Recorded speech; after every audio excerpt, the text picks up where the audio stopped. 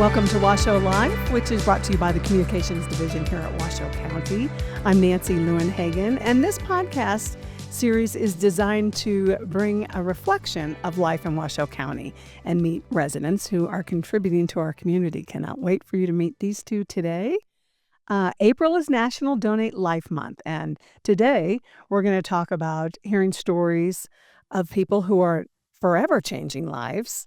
And Blake and Aaliyah are two of those people. Aaliyah Hartung, two-time transplant recipient, and her boyfriend and kidney donor, Blake Lally. Thank you both for joining us today. Yeah, thanks for having us. Oh, I'm so excited to have everyone hear your wonderful story. Aaliyah, I'll give a little background on both. Cosmetic dermatology and aesthetics physician assistant, founder of Allura Medical Aesthetics. Due to your kidneys never fully developing after infancy, you were first diagnosed in 2008? Correct. With kidney failure. Yes. Your mother, Sandy Hartung, was your first donor? She was. Yes, back in 2008. Wow. Yeah. And then into just last year, kidney function rapidly declined. We'll talk about that. Once again, needing a transplant. Yep. Your boyfriend, Blake Lally, thank you for joining us. I'm going to give a little background. You guys might know these guys both, but former team manager for the Reno Aces and former because he is now the third base coach for the Miami Marlins. Blake, you tested as a perfect match for Aaliyah. Yeah, it was great. It was one of those things where it was an easy decision. It was like, absolutely, I'll test. And I think we kind of like talked it into existence. It's like, I'm going to test and I'm going to be your match. And yeah, we went through the testing down at Mayo Clinic, and we got the great news last January, I think January 17th, that I was a perfect match for her, and had the surgery shortly thereafter on March 5th. So wow, that just a year ago. So let's go back just a little bit in time. What was going on? You're older now, so Sure. So what was happening with your symptoms, and were you feeling differently? You know, you never realize how bad you're feeling until you start to feel better and you have a properly working organ. And so from my very first kidney transplant, I was 18 years old, and I was a freshman in college at UNR here. And I've completed my math final the day prior to going to the ER. And what brought me to the hospital was leg cramping where I couldn't walk. And that's when I found out I was in end-stage kidney failure for the first time. And so I had to start dialysis right away. And 8 months later, we found out my mom was a match at the time. We were at Loma Linda in Southern California, and we were successfully transplanted at that time. That kidney was always a little bit more compromised because I was very, very sick going into that surgery. And so I always had a couple of issues with swelling and blood pressure. The kidney was never perfectly functioning, but it was functioning enough to give me a beautiful 16 years, so to speak. So, and more recently, I just actually celebrated my 4th year of having my own practice, but I never took time from my practice just because I wasn't feeling well. And really, we found out that my kidney was starting to fail because I get blood work every 3 months. I've been monitored with my local nephrologist. He's been my guy since the very first diagnosis in 2008. And it's Dr. Quigley. He's our family. I wouldn't be here without him, but he continued to monitor me, and we would adjust medications because the kidney function was kind of ebbing and flowing. It would look okay to my normal baseline, and then it wasn't great. And so it was September of last year that the GFR, which is your filtration rate, it's your percentage of function, in easier terms, mine was a 12%. I had 12% function.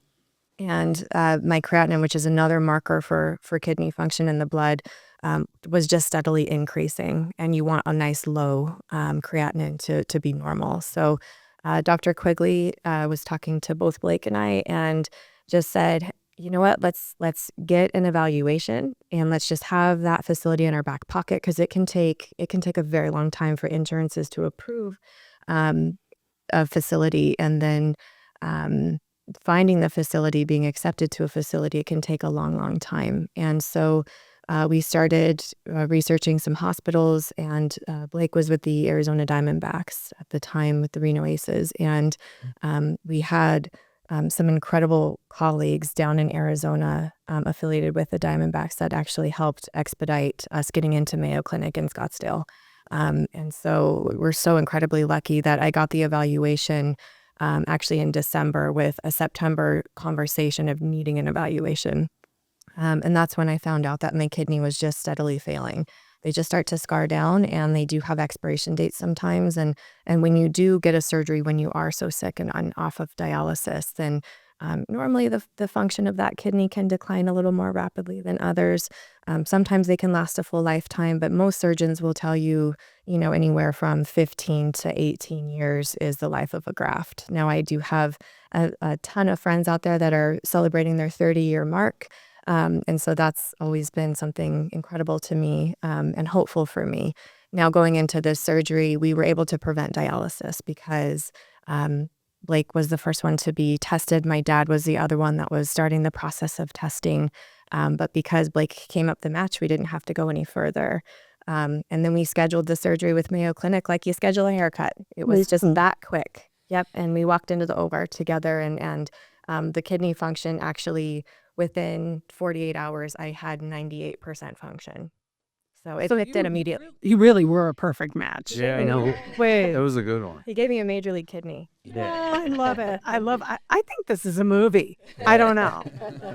But we'll just keep it. This is such a good story, Blake. I mean, what's it like? It's amazing. It's absolutely, the greatest thing I was ever able to do for someone. And I mean that as in to be able to offer help and then totally see like someone come out of it, and not come out of it. Like I said, even when like I'm around her every single day, and she said it, you don't really know, I guess, how you're feeling until you feel better. There were definitely certain things and signs that are like, okay, whether it was being tired or navigating stairs. Yeah. I would get really, really out of breath, and my heart rate would shoot up going up a flight of stairs. That was the one thing that I actually did notice. That's scary. Yeah, it was just I had to take a breather, and we lived in a 3-story townhouse. So it was everyday a thing that we felt a lot of that. So yeah. But I mean, I just remember going in there that day, and we got to go in, to surgery day. the surgery day. Yeah. To the We're in the preoperative area, and in Mayo Clinic is huge. I mean, maybe 100 pre-op rooms at least. Wow. And they somehow put us side by side, and were able to open up the wall. So we were in pre-op together with our family. And yeah, I think that was a little work on the Diamondbacks that maybe helped us out. Yeah, so I went back first, and I think like an hour before. Yeah. Yeah, we watched him get wheeled away to start his surgery first, and then they came and got me. So. Yeah, and then the hard thing for me was when I got out of surgery and I was like, waking up or whatever. Her surgery wasn't done yet, so it wasn't like I could wake up and be like, how's she doing yet? Right. You know what I mean? But I do remember, and I remember the doctor coming in when it was time and saying like, she is doing amazing, and everything is working. It took right away, and I was like, oh, that's amazing, because I had to be on a different floor for recovery. That's it's just the way they do it. And so it wasn't right away, but it was probably a couple hours after, when we both were like in a position to talk, to where we FaceTimed. We used to FaceTime, but it was on I was on the immunosuppression floor, and he couldn't be up there because, of course, it's very different with the kidney transplant. They have to really wipe out your immune system and then keep it very low, and then medications get adjusted as time goes on, but they're lifetime medications. But he couldn't be on that floor, and so we FaceTimed. And then he was discharged a day later, and then he could come into my room and slept in that god-awful little cot chair. Yeah. After his surgery, he was in there with me for the 2 days that I had to stay in the hospital. So he's my side. I love this. And the other thing that I found astonishing when I was learning about both of you, were you back at work on the baseball field 6 days later? I was. Wow. Yeah. I mean, that's accurate. I mean, work, we'd have to define work. I was present. No, the surgery was on a Tuesday and I went back on Monday. And yeah, I mean that's the thing about like donating is the one thing I'd love for people to know is like you're okay. I mean, there's a process of the surgery and stuff like that, and you're a little sore, but the 6 days later I was back on the baseball field. I was in uniform.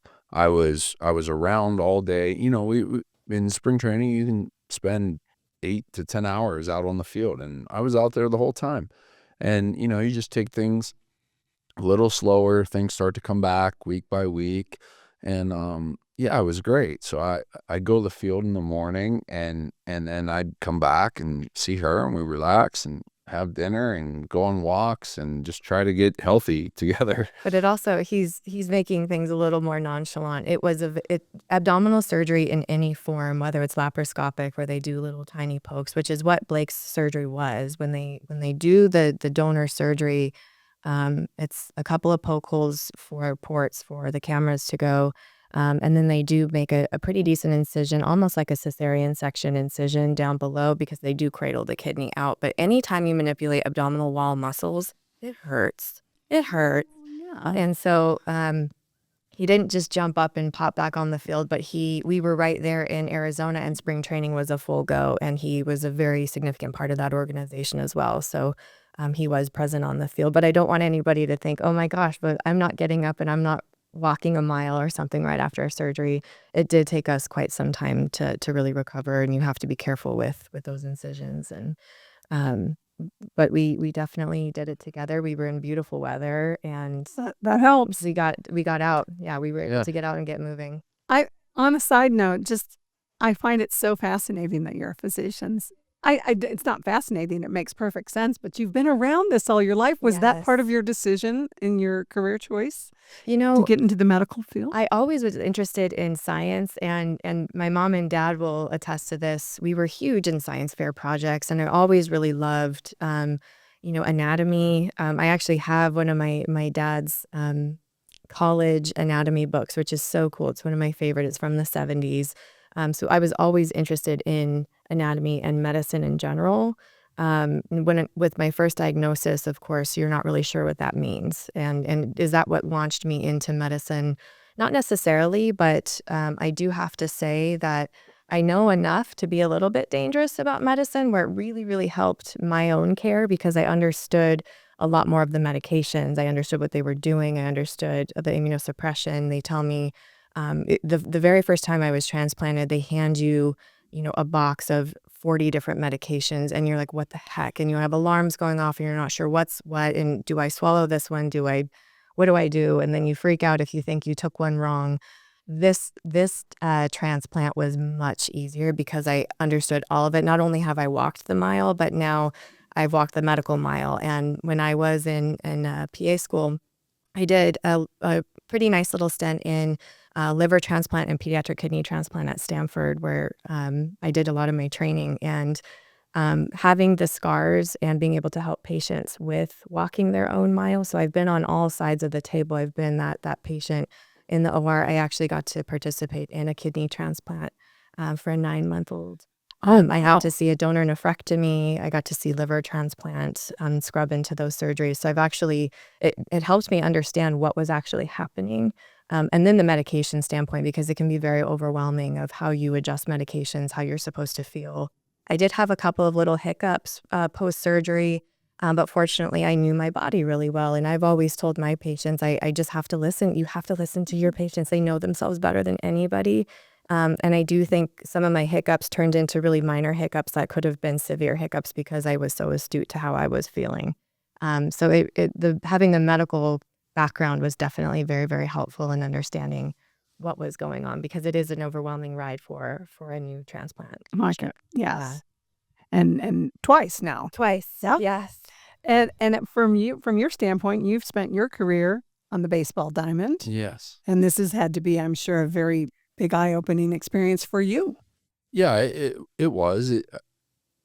I always say one of the cool things we got to do was through the Reno Aces and Donor Network West, the Home Run for Life. They do that, I think, 6 times a year on Friday night. And I played for the Reno Aces back in the day, and I've managed them, and I was always a part of those.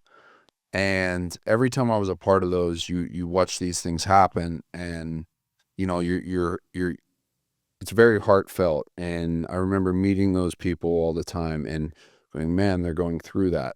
I think what's eye-opening is you never know what you could go through yourself. You never know what like position you might be thrown into in life. And so when I was now in that position, and it was us, and even when we did that Home Run for Life this year, I think that's like the eye-opening thing, is like I never in a million years thought that I would be running the bases with her, and I would donate to the person next to me. And so yeah, I loved it. so that's the eye-opening thing, is I think like no one is immune to certain things, right? And it could touch your life. And I actually feel bad that like before this transplant, I kind of just it was heartfelt, and you talk to people, but like, I'm not saying you don't pay attention to it, but it's not affecting you yet. And now it's a big part of our life, and it's always going to be a big part of our life. And I'm very passionate now about organ donation, and the people that are on the list for 3 to 5 years. And I think there's 700 people in this county alone, or in I think in Nevada, maybe. Maybe just Don't- Washoe County. Washoe County. Don't quote me, but it's a lot It's a lot. that are currently waiting for an organ. So I think being able to talk about our story helps. Like, things can happen. I mean, I had no business being her match, just based on numbers and stuff like that, and I was. So people getting tested, you really have a chance to help someone and save someone's life and give them quality of life. So I think post-transplant, we've realized, going back to, like, I don't know if you feel you don't know how sick you are necessarily until you feel better, but I mean, it's amazing how good she's doing, and I'm doing great, and it's been a fun ride, a long ride, but like a fun ride. Did you like running those bases, Aaliyah? Slowly. I saw it. I watched it. You guys can watch it. It's a great video. I loved it. I told her one thing. I said, you got to touch home, and she came up a foot short, so I had to pick her up and touch home. What's that? I said, you gotta touch you got to touch home. That's hilarious. The really, really sort of serendipitous part of this is obviously with my mom and dad and myself, transplant has been part of our world since I was 18 years old. Since 2008, we were tossed into it like a lot of families are, and you don't know which way is up. And fortunately, my mom and dad are the perfect, beautiful yin and yang, where my dad is very tenacious, and he is that go-getter of, we're getting you to transplant. And we had to fly down to Las Vegas and meet with the insurance companies while my mom was taking cooking classes and understanding how to feed me with the proper renal diet. And so I was so lucky to just have my parents as my support. And then when we finally got into the facility with Loma Linda at the time, you're on this conveyor belt, and they just have so many incredible coordinators, and you have teams for everything that just really help you through the process. And so going through it the second time, not that we were used to it, but our family has always been very supportive of organ donation and organ recipients. And I've been an ambassador locally with Donor Network West. And when Blake and I met in 21, we always kind of talked about, we're eventually going to be able to have a little bit of a platform, and what is it going to be? And we've always talked about organ donation and organ recipients, and being able to talk about it because it was so much a part of my life for the longest time. And then getting thrown back into the patient aspect again, having this really, really beautiful collaboration with the Reno Aces that are already established with Donor Network West, doing these home runs for life, just creating awareness and making sure that there's a lot of misconceptions for organ donation, where it can be a very grim and hard conversation, of course. And, whenever you are an organ donor, the facilities that you are with, they make sure that you are 100% going to be okay post-surgery. And I mean, Blake went through this mill of testing, being incredibly healthy, but they would not let him donate if there was one little thing that could potentially harm him in the future. You can live very, very healthily and perfectly with one kidney. And my mom is a testament to that. She is in perfect health. And it was 16 years ago that we did that surgery, and she has absolutely perfect labs. She gets them done annually, like we all should. And then Blake we're coming up on our 1-year anniversary from our transplant in March. And I've gotten obviously a lot of blood work, and my kidney's doing so great. It's the perfect labs that I've had, and I've never had those my entire life. And Really? 1 year later. 1 year later. Congratulations. Thank you so much. Yeah. And as they're paying attention to Blake as well. And it does take a little bit for that kidney to recover, but it does recover. And the liver recovers when people can actually donate a little piece of their liver. And so anyone that is interested in donation, it's something really, really specific that these facilities go through to make sure that you're going to have a perfect and healthy life post-donation as well. Can we talk a little bit about Donor Network West? Yes. And had you been involved with the organization since your first transplant? You know, my family and I, so the organizations have changed shapes and names over the last, 16 years. And we were always a part of like the Donate Life walks and things like that. And then I got to be a part of, they called me their why. And I got to go up to the Hyatt and Incline Village, and it was a lot of the CEOs in the region talking about organ donation and bringing organ donation here to Northern Nevada at Renown. And I got to be a part of a speech with a lot of the heads of the hospitals here. And a really great thing is that Nevada is one of the highest procurement states in the nation, but they don't do a lot of surgeries here because we haven't had the facilities. And so they're trying to bring, transplant to Northern Nevada, where a lot of these folks, like Blake had mentioned, that are on the transplant list, if we can get more donors and procure organs for these individuals and then get them surgery, it is hard to travel. So to be able to have a facility in Northern Nevada would be absolutely incredible, because the travel does make it a lot more difficult. But yeah, we've always had our fingers and toes involved. But then, of course, doing this home run for life and being asked to do that and share our story, it's just given us such a great platform to just share and allow people to see. I know I'm a visual learner, and to see how somebody is doing after a story like that is everything. Well, and it helps to have the MLB. Yes. Too, right? It did. Yeah. 100%. It did. I mean, Yeah.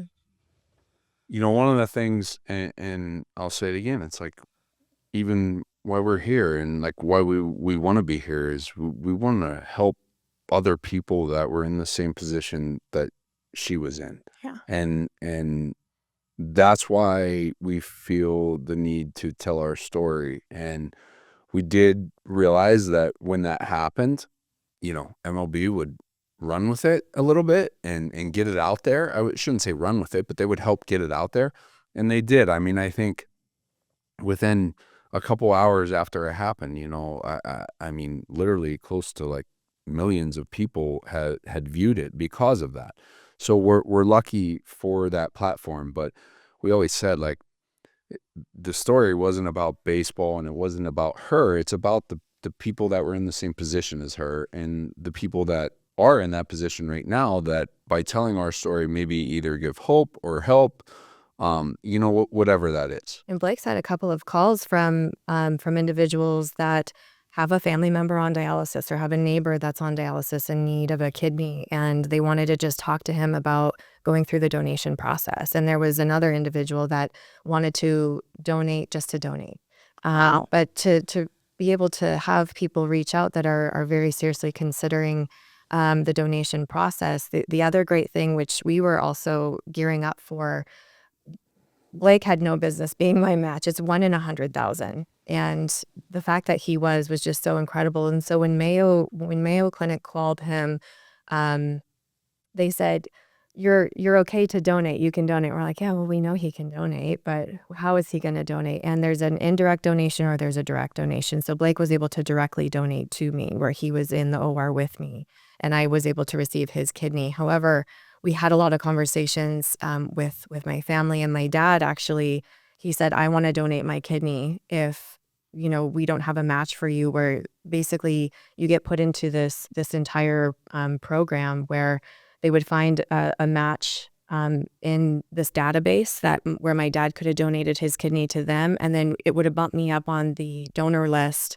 as opposed to maybe a 5 to 7 year wait, it could be months to maybe just a couple of years, where they would find an organ and basically you do a kidney swap. And so a lot of those networks have become so incredible, and we met quite a few of these people. So onto our next really fun platform, we got a call from the CEO of Donor Network West, and she asked Blake and I to be the honorees with the Rose Parade this year on the One Legacy Donor Network West Donate Life float. That had to be amazing. Oh, it was incredible. The pictures were, I can't imagine. Yeah, and it was just such a really once in a lifetime opportunity. But when we got down there, my mom and dad went with us. We were in Pasadena, and we got to do this float decorating prior to, and 14 of the floats were in our hangar. But to see these up close and see just how creative and incredible human beings are to create these. Every float has organic material on it. My favorite was the Louisiana float that had this alligator, and his feet were made of broccoli and Brussels sprouts. And why? And because he was green, Right. And our float was our favorite. It was so beautiful. It was a Japanese theme, and it had these koi fish and bridges, and I mean, it was just so incredibly beautiful. But the really special thing about our float was it's the fluorographs, and so there's donor families there that have their lost loved one who donated their organ after losing their life, and their photo is in basically flowers, and the family got to place their family member onto the float as just a tribute to them. And That's beautiful. the other piece to this float is there was this really beautiful bridge behind me, and it was all red roses, and every single one of those roses had a handwritten note from a donor family, from a past donor.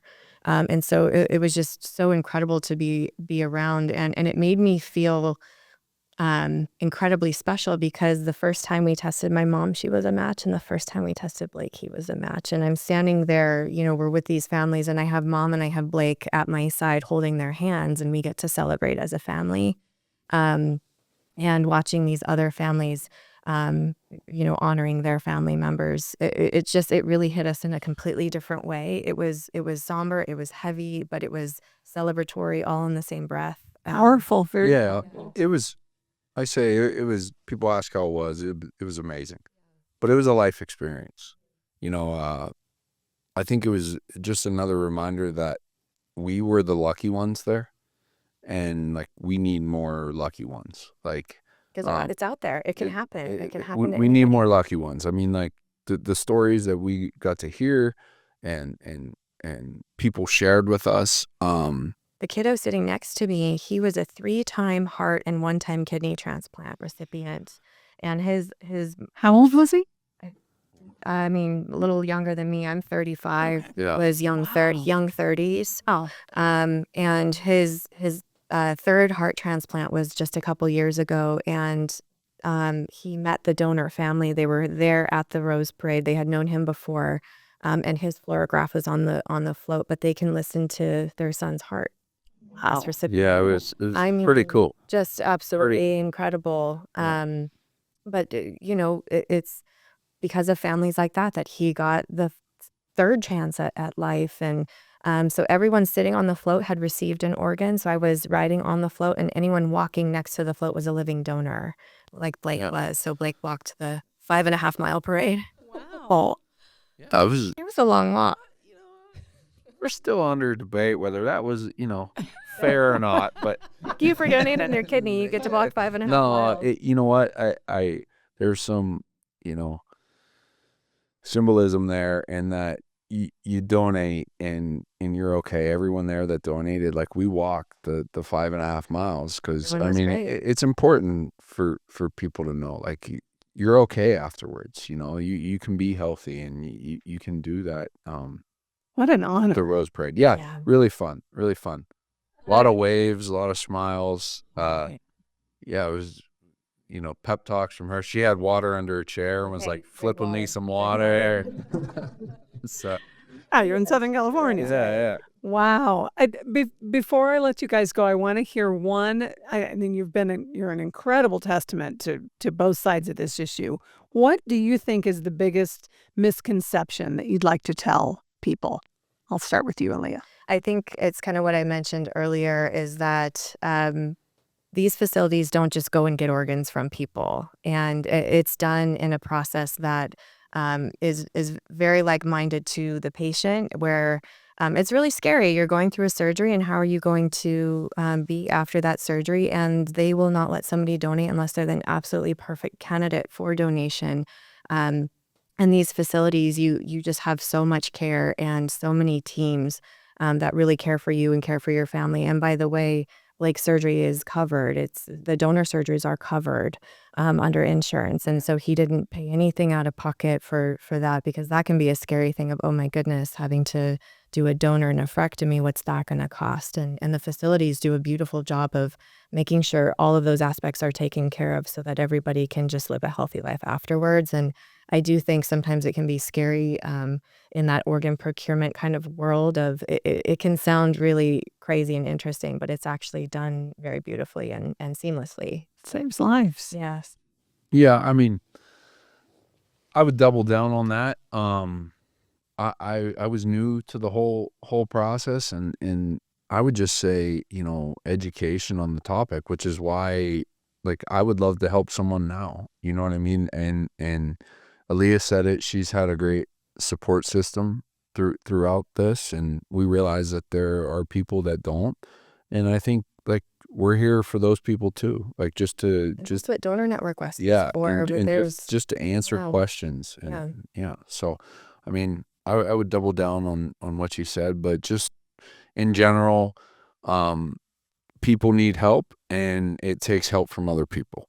Right. So, and if you have the chance to be able to help somebody, then do it. yeah. Get on the website. Yeah, I know they have a Right. wonderful website. A lot of materials available. Yes. Get the heart on your driver's license. I'm an Yes. organ donor. I know it's all over the DMV, and people are like, I don't know what that is. And Yeah. Yes, you do. yes, You yeah, do know yes, what it we is. do. Yes, Come we on. do. We know what it Yes. is. Yeah. Yes, we do. So just check that box. Check Get the box. on and have the conversations. Correct. You two are inspiring. You just are wonderful, and we wish you the best, by the way. Yeah. In Florida, we know that you're still going to be around. Yeah. We live here, Reno's so home. yeah. Reno's always gonna be home. Reno's home. We just got a little traveling to do, and yeah. Thank you. It's exciting. Yeah. Thank you both for sharing your Thanks, story Nancy. and being with us and talking about this during April and every month. Yes. It's wonderful. You're inspiring all of us. So thank you, Aaliyah and Blake. Thank you for listening, and continue for joining us right back here for another Washoe Life. And until next time, we'll see you then.